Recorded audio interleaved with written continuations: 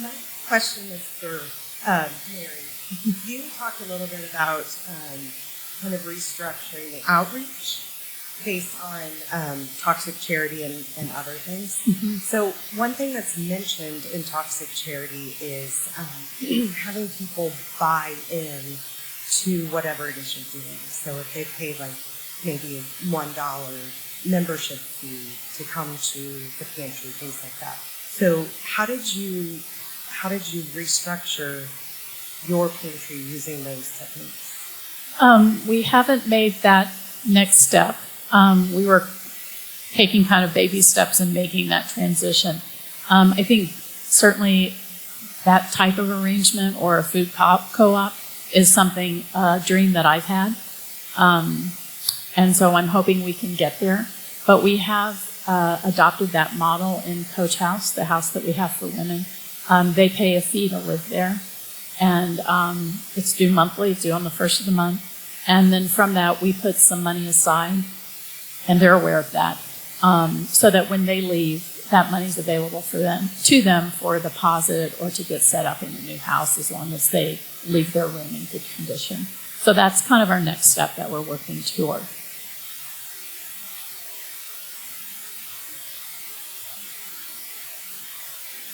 Question in the back.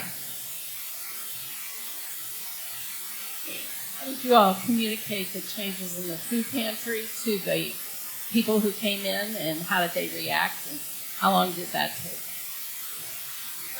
We set a start date for when we would change to a crisis pantry, and we started talking to people because we knew we had people that came in on a regular basis.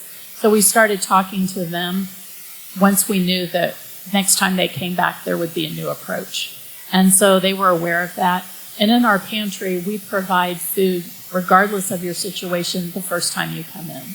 So we're never turning anyone away from food, but that's how we communicated to the people who we were seeing on a regular basis. We had a long lead time to get to that point.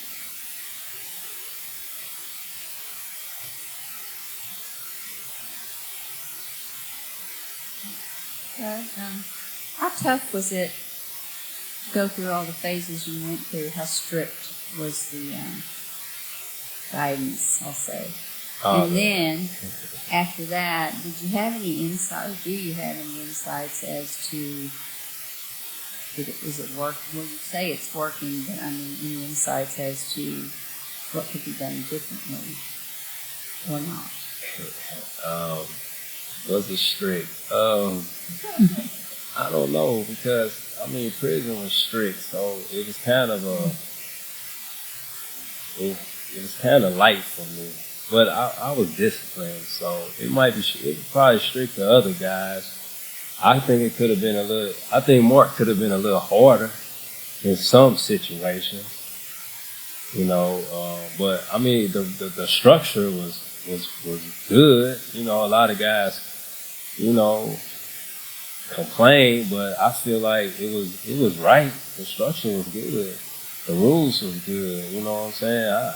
I enjoyed everything because you need structure. You need rules. If you don't have rules or structure, you have chaos. And going through the phases, it was guidelines that we supposed to follow, and you had to follow it. Some guys didn't follow it, so they didn't make it. Some guys just gave up. I feel like they just gave up because they wasn't asking you for too much, man. They gave you everything. You had everything that you wanted. They gave you food, clothes, then they gave you knowledge, spiritual food. So from what they was asking about the rules, it wasn't nothing.